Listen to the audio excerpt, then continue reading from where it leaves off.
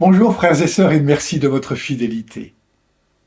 Il arrive en courant, tombe aux pieds de Jésus pour lui poser une question de fond qui montre toute l'attention qu'il porte à sa vie spirituelle.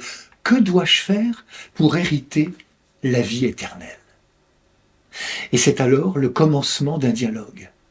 Jésus, comme à son habitude, ne répond pas immédiatement. Il engage une conversation pour amener cet homme à poursuivre sa quête spirituelle. Jésus pose son regard sur lui et l'aima pour ensuite lui faire une proposition. Une proposition qui demande un certain dépouillement de soi. Un dépouillement qu'il faut comprendre comme une démarche nécessaire pour entrer dans la logique d'amour de Dieu.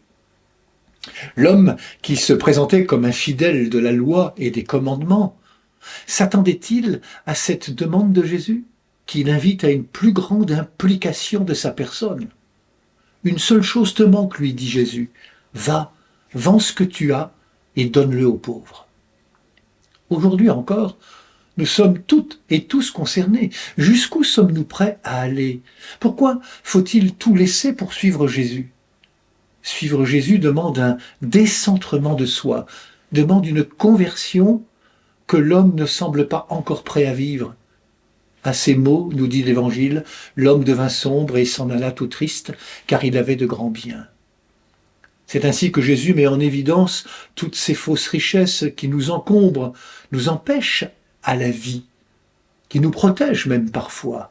Une manière de vouloir tout contrôler, le goût du pouvoir, de l'autorité, de la notoriété, la recherche du confort, d'une certaine tranquillité, la culture du bien-être à tout prix, la volonté d'avoir tout de suite.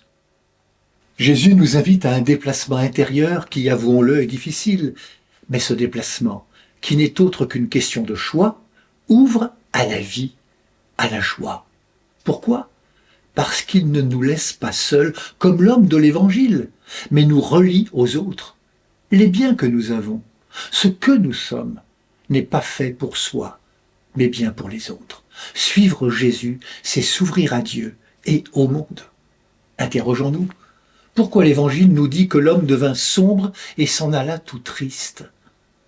Je vous laisse avec une grande spirituelle dont la foi était magnifiquement incarnée, Madeleine Delbrel. Si tu vas au bout du monde, tu trouveras les traces de Dieu. Si tu vas au fond de toi-même, tu trouveras Dieu lui-même.